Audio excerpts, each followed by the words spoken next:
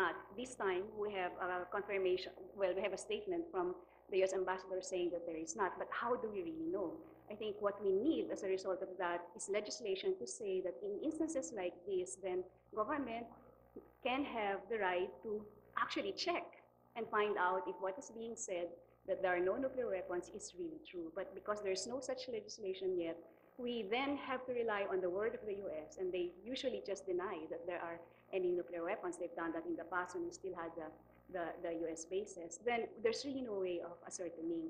But the interesting thing here also is that I read in the newspaper yesterday, first, our president said, no, we will not allow them in our territory because it's against our constitution, an anti-nuclear provision in our constitution. And then the other day, I read in the newspaper saying that it's actually allowed, which is true in that sense. But she said she checked with the Philippine Constitutional Association, and the reason that they gave is that it's a humanitarian mission, which I think is not really accurate, aside from the fact that here we are again confusing humanitarian mission with some, military purposes or objects. So I think if it's going to be allowed, it's because there's definitely no nuclear weapons. And certainly we appreciate the humanitarian gesture, but I'm a little wary when we start collapsing military institutions and resources, and then also coupling this with the more noble concept of humanitarianism. UP Los Baños is ready with their questions. UP Los Baños, please come in. Yes, we are ready. Good afternoon to all. Okay, the first question is, what actions have already been taken or can still be taken to highlight, increase, and sustain development, involvement of women in peace-building activities and their participation in the peace process, especially in culturally male-dominated, war-affected places in Mindanao? That's from a faculty member who prefers to be anonymous. And here's a question from a student, Joseph Marie Maningit, saying BS Chem Eng. Now, do you believe that Mindanao can achieve the peace they long for? Thank you.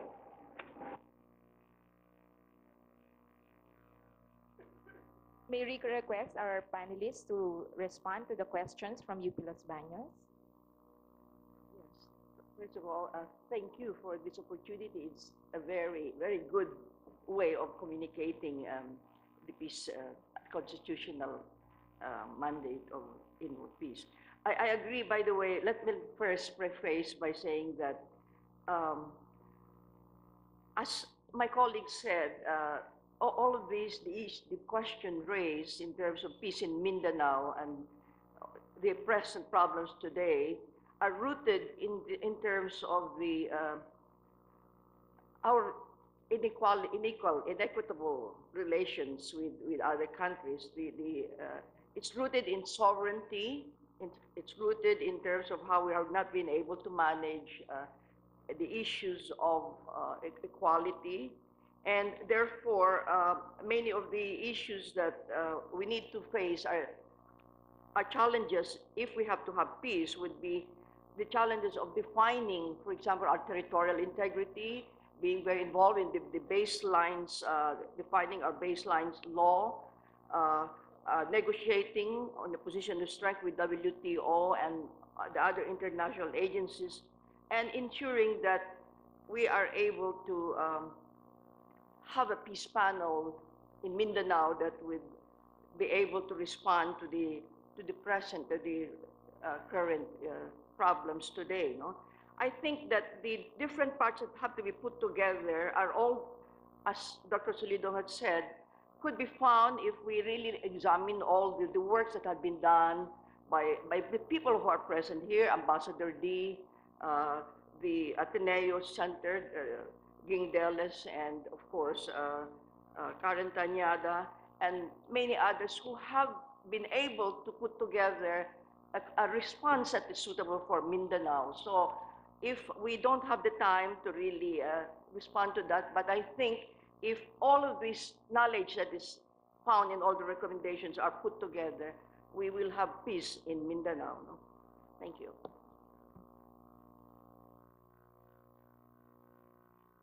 Maybe just a few more addition. The question has to do with women's role in peace building, which is already well acknowledged even at the level of the United Nations. There's a resolution already passed saying that the participation of women, not just as victims, not just because they're victims of war and they're affected by armed conflict in very specific ways, the fact that they are women. For instance, very recently, rape has been acknowledged as a crime. It's a war crime. I think if you've been reading the newspapers, precisely because it has been utilized as an instrument for imposing your political and military will on other peoples, maybe an ethnic group or another country. So certainly the kind of merging of the women's rights provisions in the Constitution and all these aspects that have to do with social justice and peace would have to be done. And that's why we who are active in the peace movement are very, very interested in enhancing our collaboration with the women's groups, because, of course, the women's groups address issues of violence against women, but violence mostly perhaps at the domestic level or at the immediate societal level, but the violence that results from political conflicts would certainly be very much part of the agenda of the peace and human rights groups. So that kind of merging of all these dimensions will be very, very important to address the different impact of war and also to address the different challenges to peace building.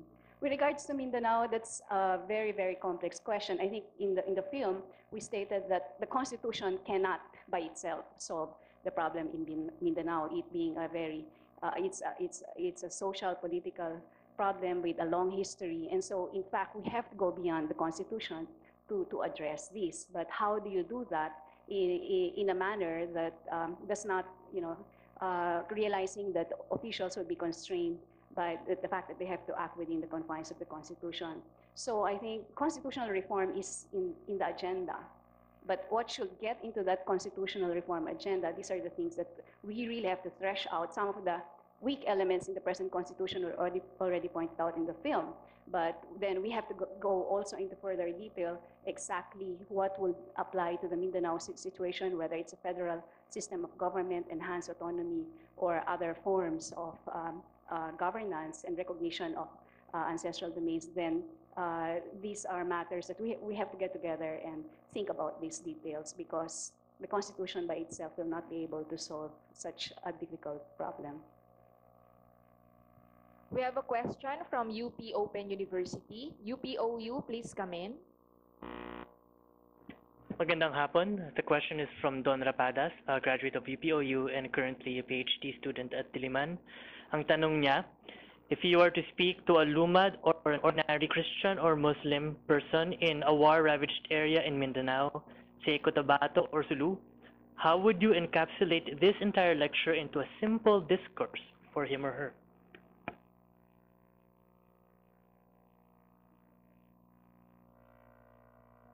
Would you like to respond to that question?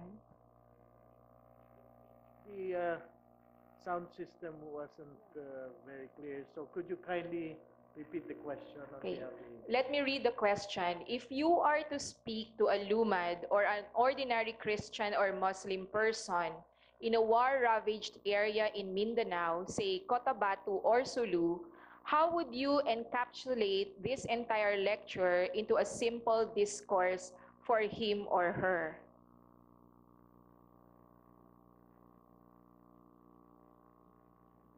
Okay, maybe I think mainly, well, I don't, simple discourse would be, let me quote what Justice Puno said yesterday at the forum on increasing access to justice. In 3 months, some results will happen. And the issues that were pointed, from indigenous peoples, from Mindanao, peasants group, the most marginalized sectors of society, presented their issues and problems. And I think they will be responding to this and identifying networks that will be working on them. What the Supreme Court and the courts cannot do, other networks can do. So I think there is this shows a lot of promise because, for one thing, when he said he was going to come up with legal remedies, he came out with amparo in 2 months. He came out with habeas data in 2 months. So in 4 months, we had 2 legal remedies. So I am sure and I'm very hopeful that things will be forthcoming in the next few months. Thank you. We have a question from UP Mindanao. UP Mindanao, please come in.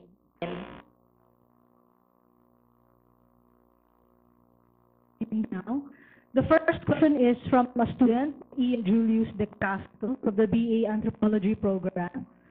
What is the role of UP to promote peace?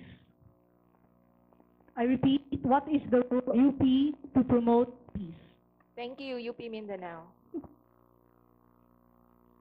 I think we should all speak out in favor of peace. It's the same message to the Lumad or the Christian or the Moro in conflict ravaged Mindanao. We don't need more wars. This war has dragged us down for the last generation. Do we need the next generation to continue to suffer the cost, the high cost, political, economic, environmental, social cost of this war? We don't. And UP professors, because they have a voice, I mean, people listen to them, I suppose, when they speak out. They have to be part of that consensus building that the best solution is not a war solution. That's a problem. We don't have that national consensus. I mean, sometimes if you talk to people in Mindanao and they think war is better, they still think, no? Didn't Erap get Pogi points when he launched these major attacks in Mindanao? That's because some people think that the only way to deal with the Moro problem is by, getting rid of the problem physically. So we have to be part of that consensus building, and as intellectuals, as students who can make up a political force, we should get that known that there's no way, that the different wars can just drag us down. That we have to find clear alternative solutions. We need good government.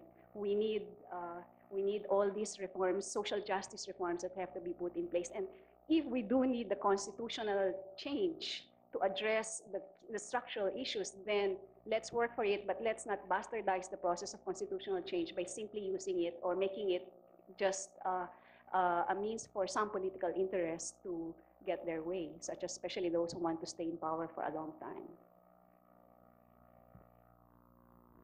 To answer the question raised by Open University, I guess I got quite good in shortening things. The point of the whole film is that the Constitution, applied properly, would respond, and I'm sure that person who who asked the question is yearning for peace, like the person he said probably in Cotabato or Sulu, war torn and everything. The Constitution will respond applied properly, and that's the point of the whole film basically. And of course, it also suggests that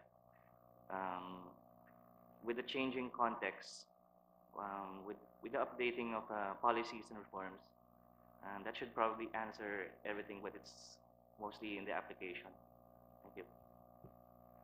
There's a question from UP Manila. Professor Jalton Tagibao, please come in. Yes, good afternoon to sa kanila. The first question is, considering the varying and clashing interpretations of the abstract concept of peace, how do you suggest we follow or concretize the constitutional imperative to pursue peace, which demands specificity and consistency in policy?